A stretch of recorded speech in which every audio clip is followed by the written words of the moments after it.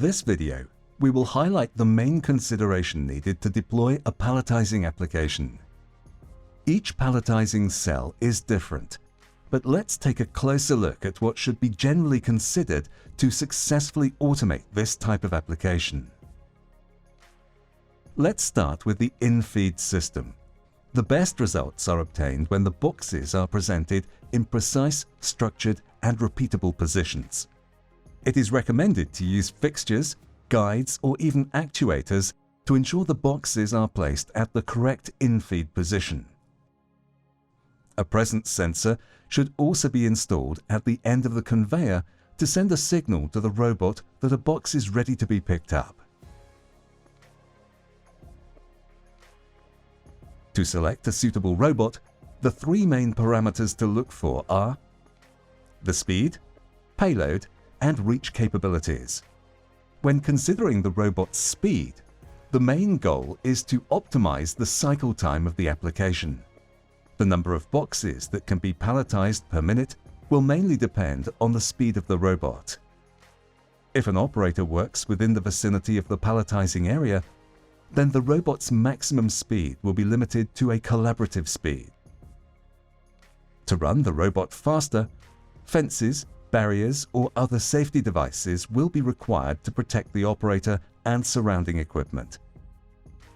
Keep in mind that regardless of the robot's maximum speed, the programmed speed of the robot will be dictated by the risk assessment. It is important to fully consider the maximum payload that the robot will carry. To calculate it, we just need to add the weight of the mounting bracket, the end effector or gripper, the box, and any other component attached to the robot. Some robots can handle higher payloads by offering a shorter reach, and that brings us to the final consideration. The reach of the robot required for a palletizing cell will mainly depend on the size of the pallet and on the position and dimensions of the boxes. As seen on this top view, the horizontal reach needed should be enough to roughly cover the pallet size. The larger the pallet, the longer the reach of the robot required. Keep in mind that the reach also depends on the size and position of the boxes. Smaller boxes usually require a longer reach. The horizontal reach of the robot is only one part of the equation. The robot must also be able to complete the pallet to the required height. First, the robot should be mounted at a height where it can comfortably place the boxes on the first layer. As seen in the animation of this 1.4 meter pallet, the robot can reach all positions. If more layers are needed, a seventh axis, also called pillar, that moves the robot up and down will be required. Fully analyzing the workpiece is critical to select the appropriate gripper for a palletizing application.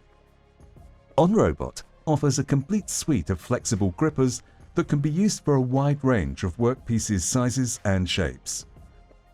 These plug and produce fully electric grippers, reduce programming time, and can be quickly deployed, making them ideal for small batch runs and frequent line changeovers.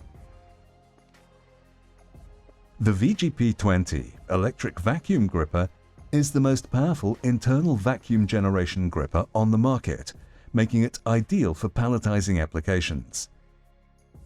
It is a compact and lightweight gripper that can handle payloads up to 10 kilograms when picking up porous products such as corrugated cardboard boxes, and up to 20 kilograms for other low porosity products. It requires no external air supply and can be used out of the box with any leading robot brand. The available mounting holes allow additional or custom equipment to be installed to perfectly match the gripper to the application requirements. It comes with 4 channels that can be operated independently and incorporates vacuum and object detection features to add reliability to any application. Now let's see the outfeed system and how the robot will place the boxes in their predetermined positions. It is recommended to add guides and markings on the floor so that empty pallets can be easily placed in the correct position and to prevent them from being moved accidentally. It is also recommended to add a pallet presence sensor to ensure there is a pallet before the robot starts stacking the boxes.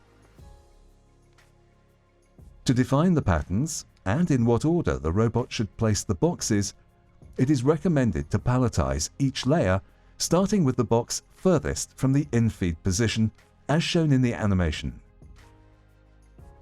The order of placing the boxes, in combination with how the robot approaches those positions, are key to building the pallet reliably. Cardboard boxes are not exactly the same size and have a tendency to lean to the sides. For that reason, it is recommended that the robot place all the boxes following a diagonal approach. A second outfeed system can be added to reduce the frequency of when an operator needs to exchange a full pallet for an empty one. This improves the cycle time of the application, since the robot can continue to operate while one of the pallets is changed.